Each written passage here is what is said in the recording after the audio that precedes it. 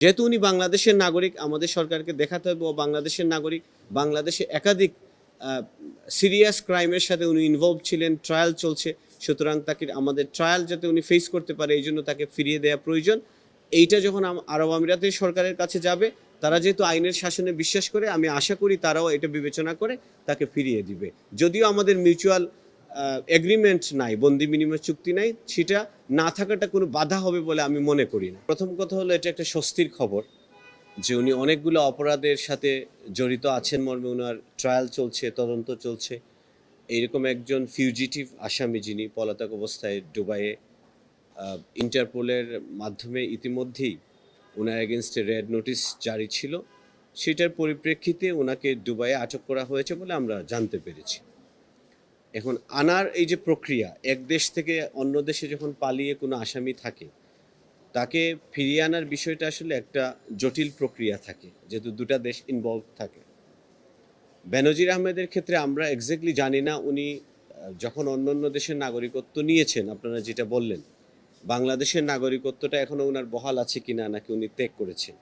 যদি উনি বাংলাদেশের নাগরিক হিসেবে বহাল থাকেন, তাহলে বাংলাদেশে ওনাকে ফিরিয়ে আনার প্রক্রিয়াটা একটু সহজ হবে অন্য অন্য প্রক্রিয়ার থেকে। সেই ক্ষেত্রে আমরা যতটুকু জানি, দুবাইয়ের সাথে কিংবা আরব আমিরাতের সাথে বাংলাদেশের কোনো বন্দি বিনিময় চুক্তি, যেটাকে আমরা এক্সট্রাডিশন চুক্তি বলি, সেটা নাই।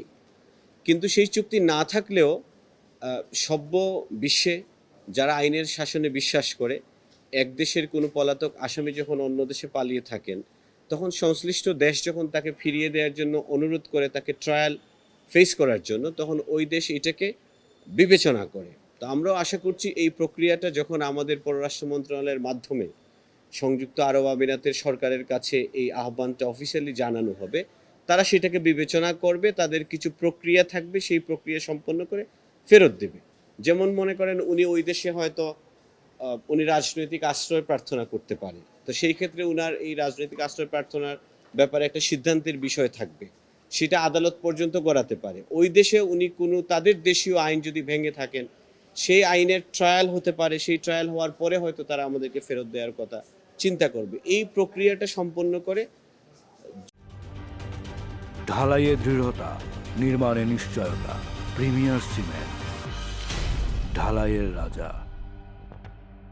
যদি আরব আমিরাত সরকার আইনের শাসনে তারা যেহেতু বিশ্বাস করে, আমরা আশা করি বাংলাদেশ সরকার অনুরোধ করলে তাকে ফিরিয়ে দেওয়ার জন্য তারা সেই বিবেচনা করে তাকে ফিরিয়ে দিবে, আইনগত প্রক্রিয়াটা সমাপ্ত করে। এই প্রক্রিয়াটা আমি আগেই বলেছি, এটা জটিল প্রক্রিয়া। আপনি ইতিমধ্যেই বলেছেন উনি অন্য অন্য দেশের নাগরিকত্ব গ্রহণ করেছেন, একাধিক দেশের।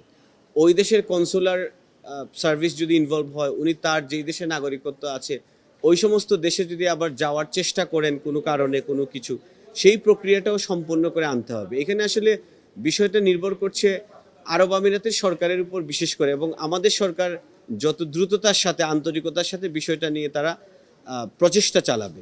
যেহেতু উনি বাংলাদেশের নাগরিক, আমাদের সরকারকে দেখাতে হবে ও বাংলাদেশের নাগরিক। বাংলাদেশে একাধিক সিরিয়াস ক্রাইমের সাথে উনি ইনভলভ ছিলেন, ট্রায়াল চলছে। সুতরাং তাকে আমাদের ট্রায়াল যাতে উনি ফেস করতে পারে এই জন্য তাকে ফিরিয়ে দেওয়া প্রয়োজন। এইটা যখন আরব আমিরাতের সরকারের কাছে যাবে, তারা যেহেতু আইনের শাসনে বিশ্বাস করে, আমি আশা করি তারাও এটা বিবেচনা করে তাকে ফিরিয়ে দিবে।